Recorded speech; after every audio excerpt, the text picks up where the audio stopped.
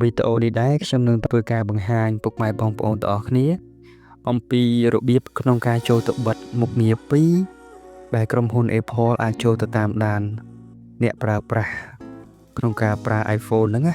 អញ្ចឹងពុកម៉ែបងប្អូនទាំងអស់គ្នាបើមិនចង់ឲ្យខាង Apple ក្រុមហ៊ុន Apple តាមដានព័ត៌មានរបស់យើងទេអញ្ចឹងពុកម៉ែបងប្អូនទាំងអស់គ្នាចូលទៅបិទមុខងារ2ហ្នឹងទៅបាទដំបូងឡើយយើងចូលទៅក្នុង setting មក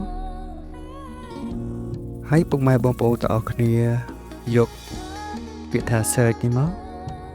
ហើយយើងវាយពាក្យថា search ហើយយើងចុចពាក្យថា search ហ្នឹងមកអញ្ចឹងពុកម៉ែបងប្អូនទាំងអស់គ្នាក៏លេខមើល cloud គេដាក់ថា help Apple approve search ហ្នឹងយើងចូលទៅបិទកន្លែងហ្នឹងបាទយើងចុចទៅបិទកន្លែងហ្នឹងមកបន្ទាប់មកពុកម៉ែបងប្អូនទាំងអស់គ្នាចេញមកវិញហើយពុកម៉ែបងប្អូនទាំងអស់គ្នា scroll រកពាក្យថា privacy and security យើងចូលកន្លែងហ្នឹងមកហើយយើង scroll វាឡើងទៅលើអស់មក